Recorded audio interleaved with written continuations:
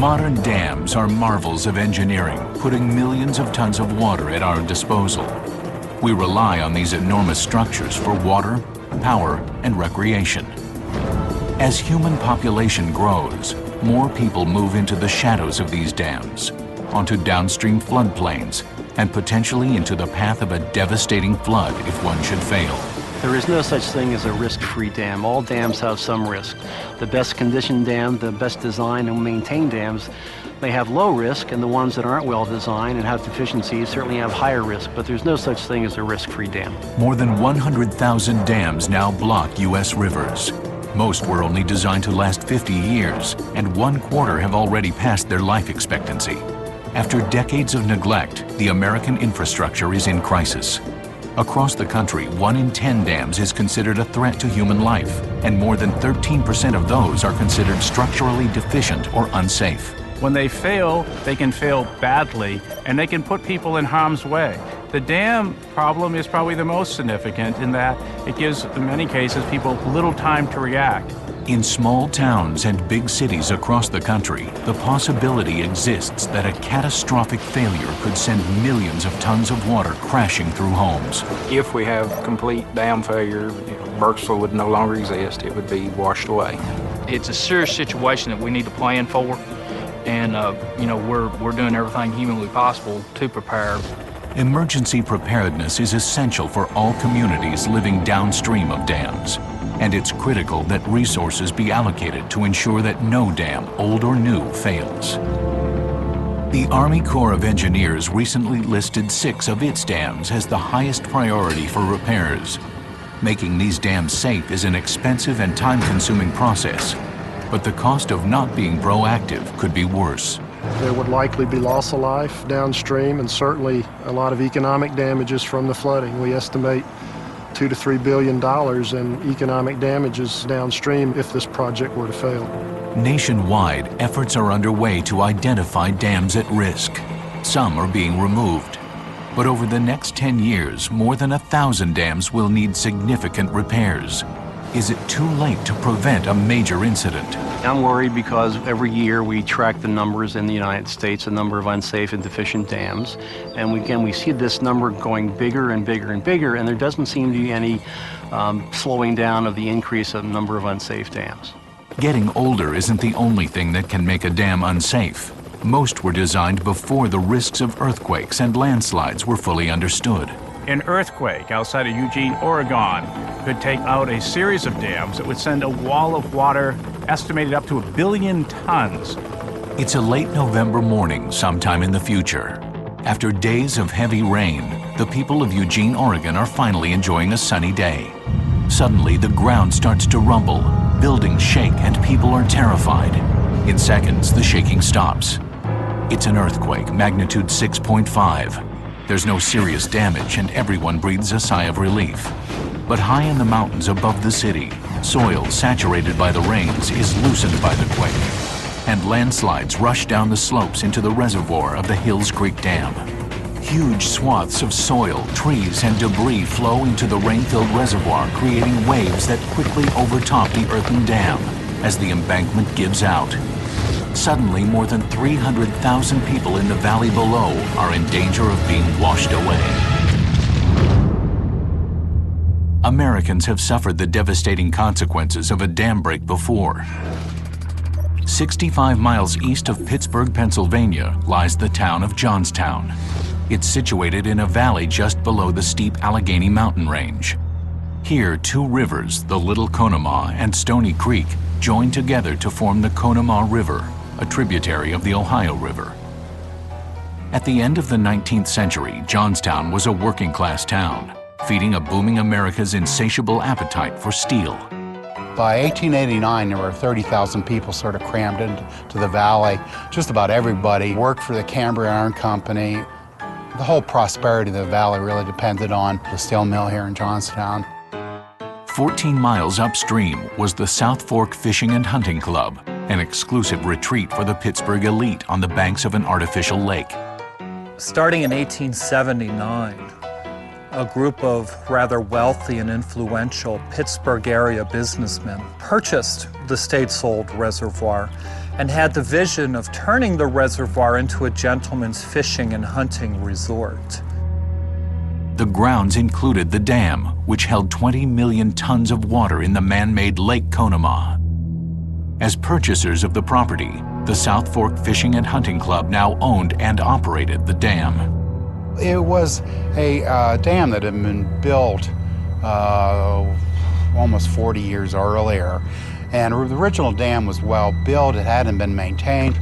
The club's agents had poorly reconstructed it and compromised all the safety features. So essentially, what you had was an accident waiting to happen. They lowered the top of the dam a few feet to build a carriage road, which certainly compromised the effectiveness of the dam. And the spillway was altered by the addition of screens that were designed to protect the club's very expensive collection of game fish. The club also, for some reason, elected not to replace the discharge pipes that were original to the structure. It was reckless. They were sort of oblivious to the consequences, and it's something that you'd certainly hope that would never happen today. Nearly 50 years of poor decisions and neglect might never have been a problem, but in late May 1889, Johnstown experiences 2 days of solid rain. The lake was rising about an inch every 10 minutes. As a result, the water just kept rising, getting closer to the top of the dams. And once the water went over the top, that pretty much doomed the dam to fail. Frantic efforts are made to shore up the dam, but it's too little too late. At 3:10 p.m., the dam gives way at the center. It didn't really break, it just pushed away, and 20 million tons of water began an hour-long descent on Johnstown. By most accounts, it took about 45 minutes for the lake to disappear once the dam failed. Those who watched it happen, they were just absolutely stunned at what they were watching and horrified later to find out exactly what had happened. The torrent uproots huge trees, and in the narrow valleys, the flood reaches almost 90 feet above the river level. The small towns immediately below the dam are obliterated. Locomotives weighing 170,000 pounds are swept along for miles. By the time it reaches Johnstown, the flood is a 40-foot wall of debris. Within 10 minutes, 4 square miles of the town are destroyed. In its place, a churning lake 20 feet deep, topped by a crust of floating wreckage where survivors cling for their lives. On the far side of town, the rubble piles up against the stone bridge. It holds, but becomes another dam, forcing the water to rise and rush back into the city. And then the wreckage catches fire. Houses with their coal stoves burning caught the mass on fire. There were tank cars full of kerosene and oil that soaked down through the mass. That huge funeral pyre at the stone bridge burned for fully 3 days. 80 people who survived the initial flood were burned alive.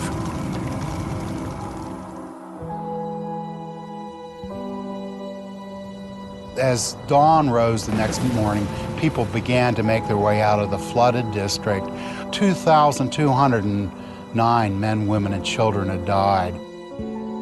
99 entire families were wiped out, including 396 children. 124 women lost their husbands. 198 men lost their wives.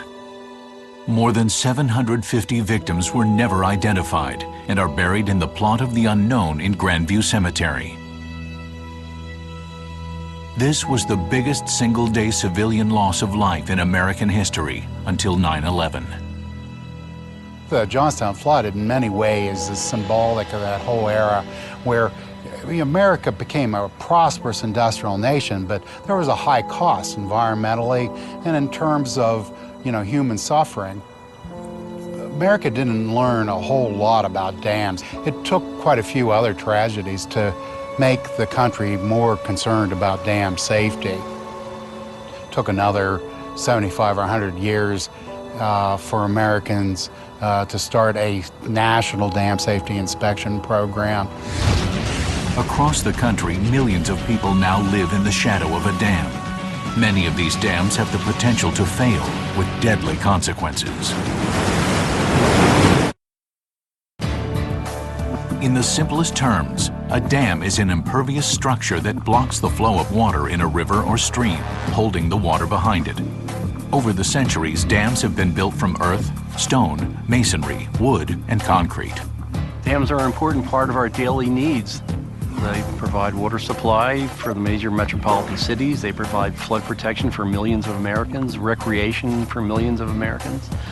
They provide hydropower, renewable energy from hydropower. So they are a very important part of our daily life and infrastructure needs. They can also pose risks to those living downstream. Dams have long been a vital part of the nation's infrastructure, contributing to industrial growth, as well as making expansion to the beckoning arid West a viable reality. The Hoover Dam on the Colorado River between Nevada and Arizona was completed in 1935. It instantly became known as a world wonder, the largest electric power producing facility and largest concrete structure. A decade later, even the Hoover Dam is surpassed by the Grand Coulee Dam in Washington State. At 550 feet, it's taller and generates more power. But for all their grandeur, dams can also be a violent source of destruction. Dams are just extraordinary structures. And it's an incredible bit of hubris, really, on our part, that we think that we could take on such a force of nature as water, pile it up, and hold it back. There's probably 1,600 dams in this country that are over 100 feet tall, and there's 10,000 dams in this country that are large enough that they're above population centers that if they should fail, we expect loss of life. While there has been a lot of enthusiasm for ribbon cutting, less interest has been shown in inspecting and maintaining what has already been built. During the 1970s, a string of high-profile dam failures cost hundreds of American lives and more than $1 billion in damage. On February 26, 1972, a badly maintained dam holding back waste from a coal mine broke in heavy rains. On June 9, 1972, floodwaters from a heavy rainfall overtopped the Canyon Lake Dam and it quickly failed. On June 5, 1976, the Teton Dam, built to modern standards, failed the first time it was filled with water. Experts were unable to determine what went wrong. On November 5, 1977, the neglected Kelly Barnes Dam failed, killing 39 students and staff at the Toccoa Falls College below. Finally, the government was moved to action. President Jimmy Carter issued an executive order that resulted in a national inspection program and the formation of the State Dam Safety Officials Association. These initiatives were commendable, but almost half a century later, the problems they were meant to address are still far from over. We do surveys every year of the states who have the responsibility of assuring the safety of dams, and their current total for unsafe dams is about 3,300. Compounding the problem is America's ever-growing sprawl. With population expanding and development booming, the late 20th century saw communities being built beneath dams and on floodplains across the U.S. Dams originally built far away from populated areas now have millions of Americans living in potential danger zones. The consequences of one of these dams failing includes loss of life. And that changes the standards to which this dam has to meet. We have dams in three categories based on the failure: high, significant, and low hazard. High hazard dam simply means that if it fails, it's likely to cause loss of life. And so we concentrate on these high hazard dams because they have such extreme consequences. According to the 2005 update to the National Inventory of Dams, more than 10,000 dams in the U.S. are considered high hazard. We have very large dams today that sit above cities that, if they burst, would send a wall of water down and potentially drown that city. And if people can't get out of the way in a hurry, we face loss of life risk. We have structures that were designed for certain events, and sometimes Mother Nature raises the ante. We have to do whatever we can up front to try to prevent things from going wrong, but we also have to realize there are limits to what human beings can do when we're dealing with nature. The power of nature is a frightening memory for Lisa and Jerry Toops. Their family knows only too well the danger of living below a dam. I was told later that the wave that came down was over 20 feet high that took out our house. December 2005. Jerry is the superintendent of the Johnson Shut-In State Park, 80 miles southwest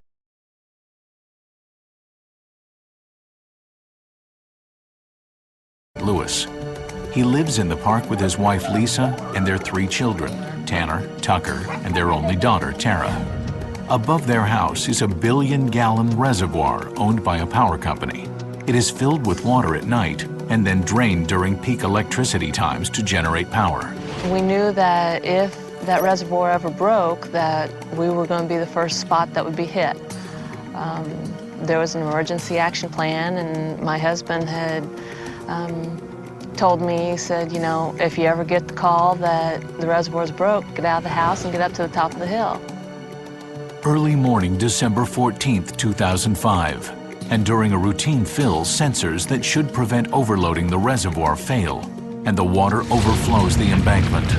A wall of the reservoir collapses. No warning call ever comes. I was sleeping and I heard a loud rumbling sound. I thought it was a tornado. It was very loud.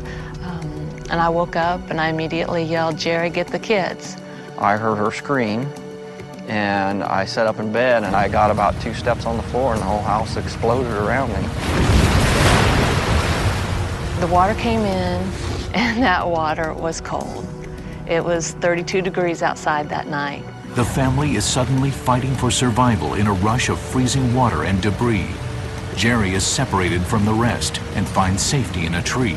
I yelled for them in the tree and got no response, but the loudness of the water rushing by, I could barely hear my own screams. Lisa is holding on to her 2 boys, but can no longer see or hear her daughter over the rushing water. She's terrified help may not arrive in time to save them.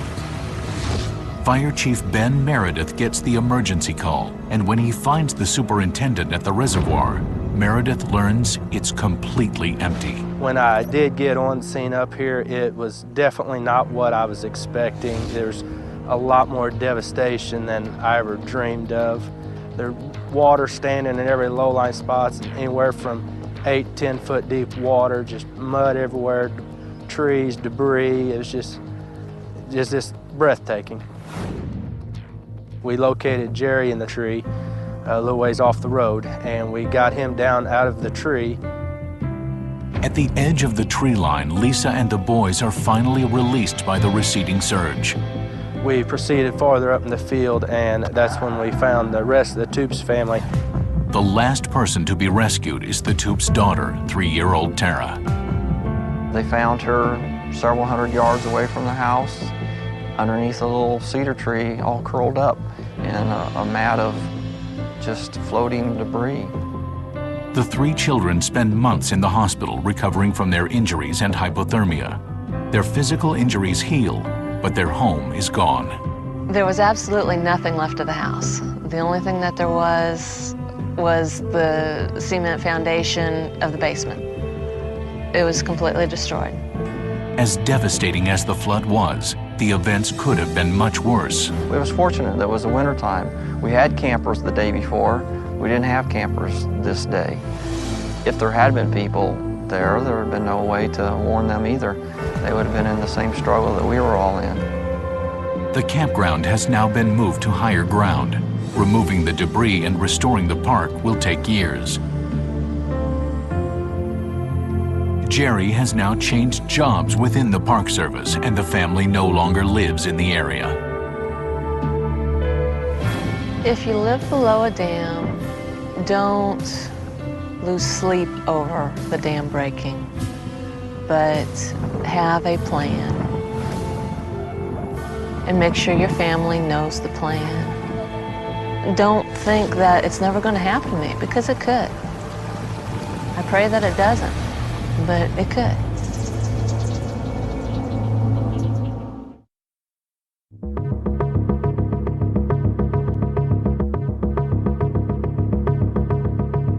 In the generations of our parents and grandparents, great public works were a source of national pride. America wanted to be the first at doing this. The early 20th century belonged to America, and engineering marvels such as the Hoover Dam and Golden Gate Bridge were testament to her dominance. We really relished engineering and we relished the accomplishment of these generations who put their courage and their hearts and souls into building the infrastructure that made this great country great. But dreams realized in the last century are giving way to a new reality. Today, many great public works projects, dams and canals, bridges and tunnels, aquifers and aqueducts, even interstate highways are at or beyond their designed lifespan. The state of deterioration was made abundantly clear in 2007 when the Interstate 35 West Bridge in Minneapolis collapsed, plummeting more than 60 feet into the Mississippi River. 13 people died and 85 were injured. When a bridge goes down, you can work around it. But when a dam fails, it can drown a city. It can drown people downstreams with little in the way of warning. And so they truly are structures that we need to respect and invest in. Time is running out as the condition of the nation's dams continues to decline. By 2020, 85% of dams in the U.S. will be more than 50 years old, past their average life expectancy. We don't even properly maintain them, never mind making the investment of how we improve their capacity and allow ourselves as a nation to essentially go forward with the infrastructure we need. In 2005, the American Society of Civil Engineers issued a report card on the nation's infrastructure. Dams were given a D. Dams have always had a grade of D, starting with the first report card in 1998, in 2001, and also 2005. It's unlikely that grade is going to change unless some significant changes happen in the nation. That is, dam safety programs in the states must be improved, and we must find a funding source to repair this growing list of unsafe dams. Age is not the only problem.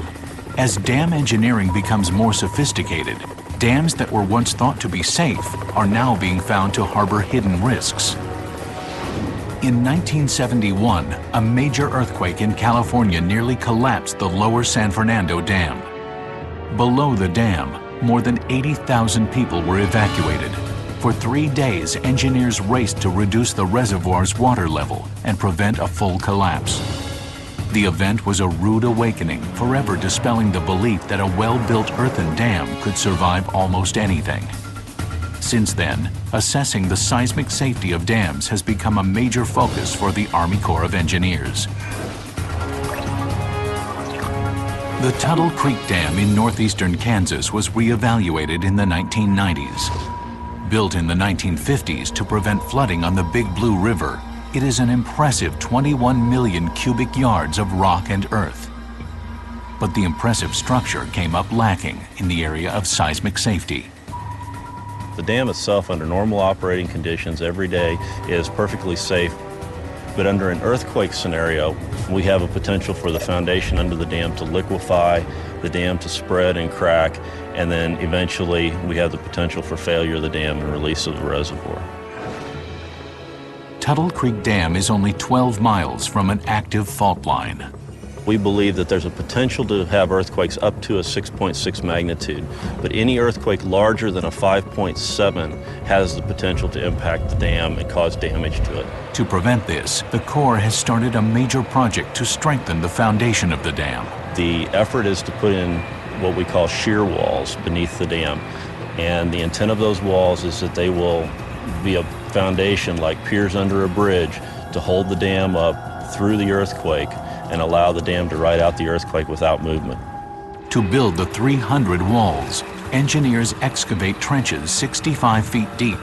These trenches are filled with a mix of cement and clay, which hardens to form the walls. The walls actually have a strength somewhere between a soil and a concrete, so it allows the walls to move with the embankment. The remediation will take several years, and in the meantime, cities downstream are vulnerable if there is an earthquake. Our worst case scenario is we would have about 2 to 6 hours to evacuate the downstream community after an earthquake event. That puts about 20,000 people, depending on the time of day, that would need to be evacuated to get out of harm's way. We have one of the most sophisticated dam failure warning systems in the world in place at the dam to protect the community downstream. Instruments in the dam measure the pressures inside and underneath. If an earthquake damages the dam, the evacuation alarm will activate automatically. The 5.7 earthquake, where we start to incur damage to the dam, is what we refer to as an 1800-year earthquake. It has a 3% probability of occurring over the next 50 years. It's a low probability event, but it's a very high consequence event with the community downstream. So we take that risk to the community very seriously and felt we had to address that risk. Dams play a very important function in that we sometimes need to harness nature to do basic things.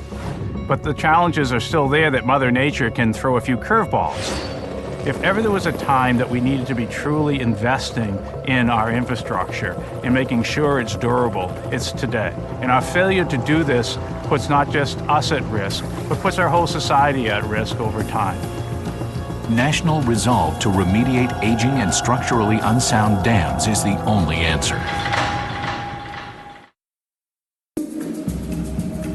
Across America, people are unaware of the potential dangers lying in the calm waters of reservoirs nearby.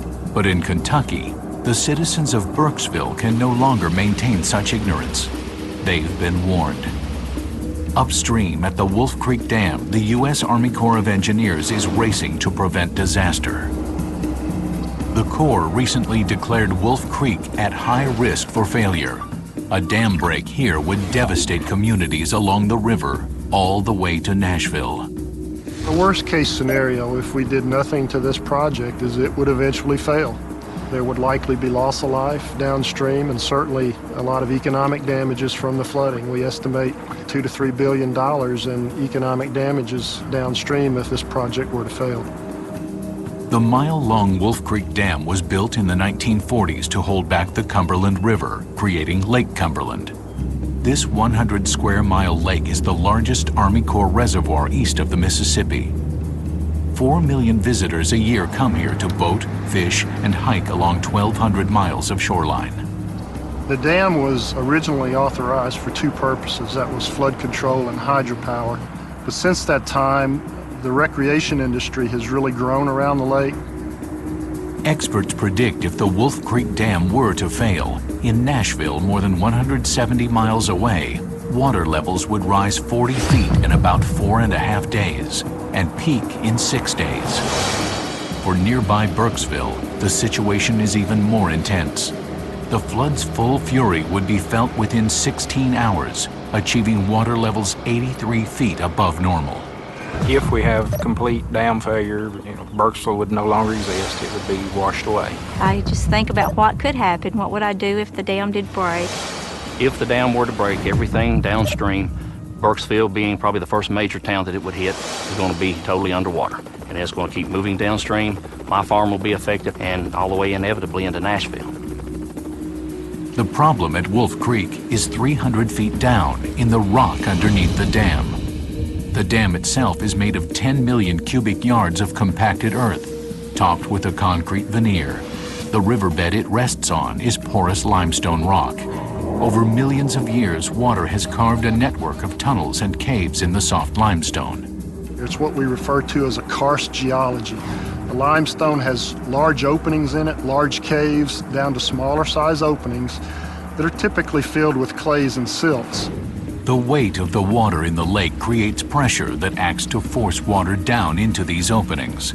Water flowing under the dam can erode this material, and if a large empty cavity collapses, it could take the dam with it. To relieve pressure during the repairs, the Corps has lowered the lake by 40 feet. And there have been impacts to the recreation users with the lake drawn down. But it's important to note the driver for that decision is the life and safety of the downstream community. And that's why we're spending a little over $300 million at this project to get a timely fix in place.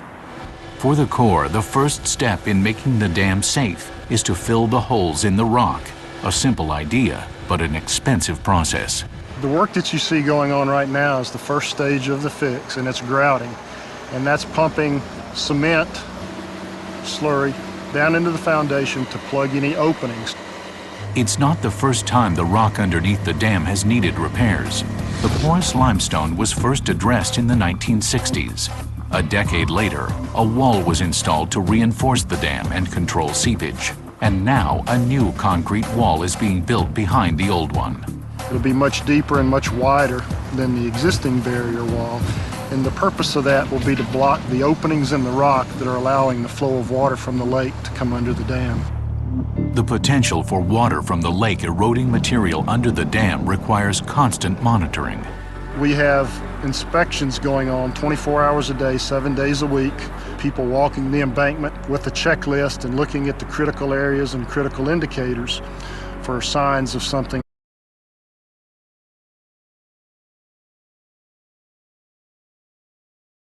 An increase in wet areas downstream of the dam, depressions in the downstream slope or at the crest of the dam, muddy flow into the river, things that would indicate water is moving through this rock and eroding material out of the foundation.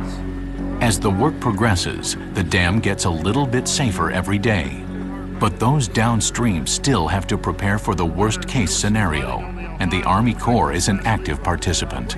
We've held something on the order of 50-plus public meetings where we come in, we give a presentation to the folks on what the problems are, what we're doing to take care of them.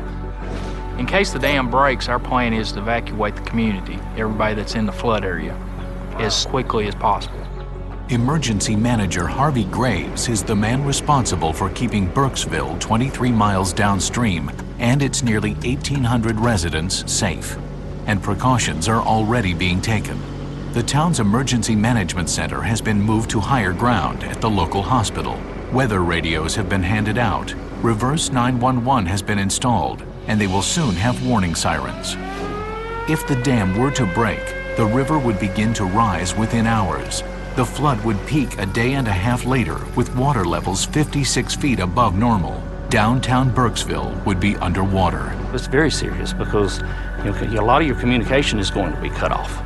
I'm one of the ones that they will call down in my end of the county that will help see that everyone gets out. And we will do the best we can. I am a teacher at the elementary school, and we have drills that we perform each year that we practice loading the buses and taking the kids out of town, and we will go to the next town, which is in Clinton County. When it breaks, night or day, weekend, all of those are going to be variables in how you would respond. Is school in session? Is school out? Is it in the summer? Is the river up or is it down? I try not to make a big deal about it. We don't want to terrify the kids. We just let them know that they're safe. It's a serious situation that we need to plan for. We're doing everything humanly possible to prepare. They have done very well about trying to make the public aware of everything. Any plan is better than no plan, but I don't think that you could be prepared for something like this. A flood could cause more than 300 miles of destruction along the river and affect tens of thousands of people. Most people here will tell you their only choice is to prevent it from ever happening. Are there any guarantees? That's an interesting question. There are no guarantees. These are man-made structures. We are doing a state-of-the-art fix here. We believe that this will take care of the problems at this project and take care of them for a long time to come. The problems at Wolf Creek were due to a lack of knowledge of the underlying geology at the time the dam was built. Engineers are still learning how nature can impact dams. The Hills Creek Dam above Eugene, Oregon opened in 1962, was well built and is well maintained. Its design also reflects the limitations of contemporary understanding of the area's underlying geology. Since it was built, seismologists have determined that this part of Oregon is much more likely to experience a serious earthquake than was previously believed. Now, many are left to wonder, what would become of Hills Creek if an earthquake were to strike? It is a question more of when than what if. There is no question that there's going to be big earthquakes that are going to occur in western Oregon. What it comes down to is whether or not these reservoirs have enough strength to withstand these earthquakes. In these mountainous regions, with earthquakes come landslides. In a rainy season, this deadly combination could be enough to breach the dam and empty the reservoir within an hour. Nestled in a valley along the Willamette and Mackenzie rivers in the heart of Lane County, Oregon, the metro area of Eugene, Springfield, is home to almost 350,000 people. Linda Cook is responsible for keeping them safe. We've got a long list of hazards when you consider the geographic diversity in Lane County. We are primarily concerned about flooding because of the numerous waterways that we have here.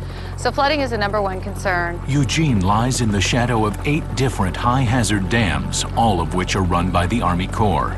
The majority of the water is held back by a series of 3 dams on the middle fork of the Willamette River. Dexter Dam is about 17 miles above the city, followed closely by the Lookout Point Dam, and finally the Hills Creek Dam, approximately 45 miles upstream of Eugene. Because of those dams, we're able to monitor the river levels, and we work closely with the Corps to make sure that those dams are protecting us from flooding. These dams were well designed and are well maintained, and yet there's a chance that one or more could fail. Those dams were built a long time ago, based on the knowledge they had at the time, but we've since learned that they're not up to current seismic standards. So they are vulnerable to any type of significant earthquake. The scientific knowledge is evolving. It's a moving target. For many years, Oregon was actually thought to be almost totally aseismic, believe it or not. Up until the early 1980s, people thought very few earthquakes occurred in Oregon at all. Now that we've mapped faults, we've got plenty of information that suggests that lots of earthquakes occur in Oregon. Not only is it prone to earthquakes off the coast, the magnitude 9 subduction type earthquakes, but it's also prone to earthquakes having magnitudes up to 6 or 6.5 that occur inland.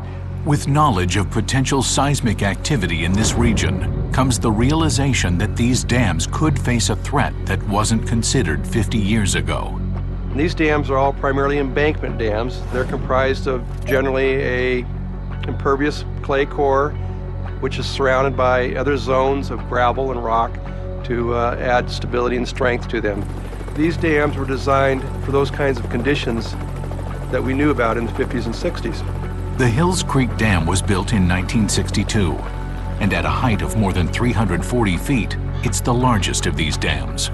I think it's a very safe dam. It was well constructed, it's been well maintained, it's been well monitored.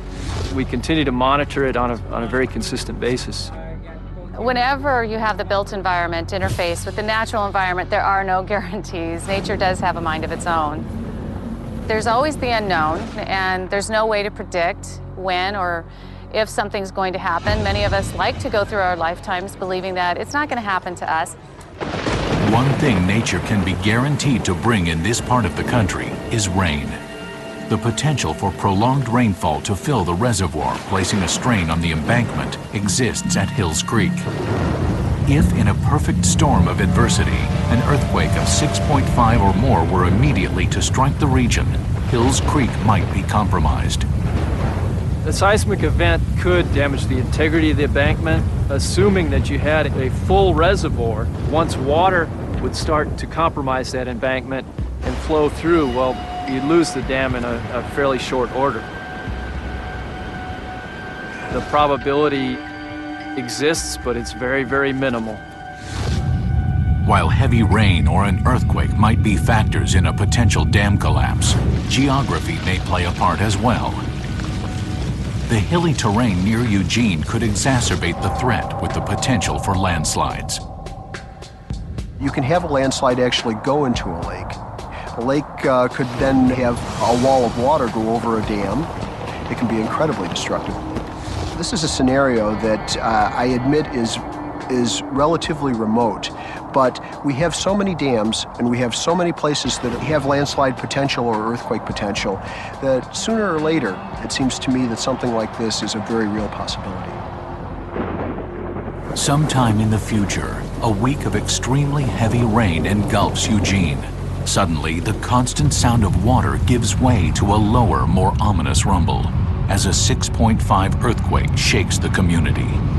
It's over in a few seconds. The valley suffers only cosmetic damage, but in the mountains, the quake has unleashed a series of landslides.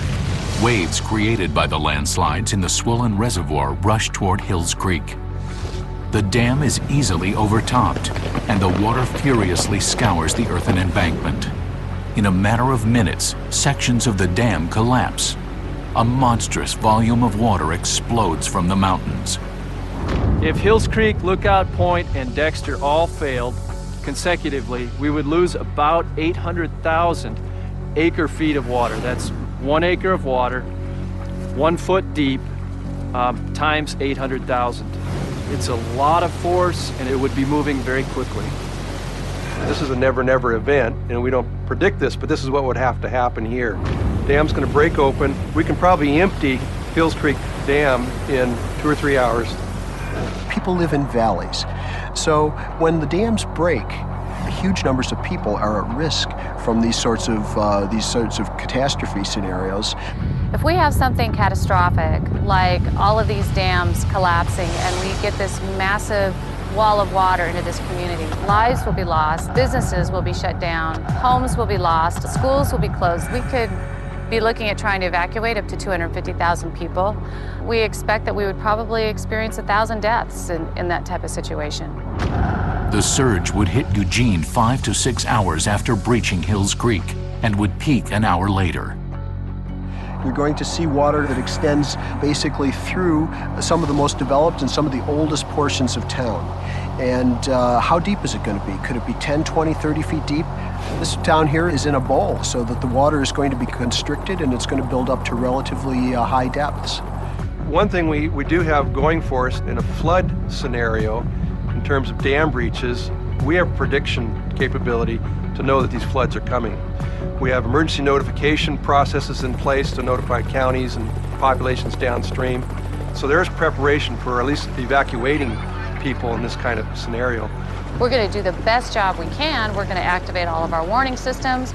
We're going to deploy as many first responders to the streets as we can.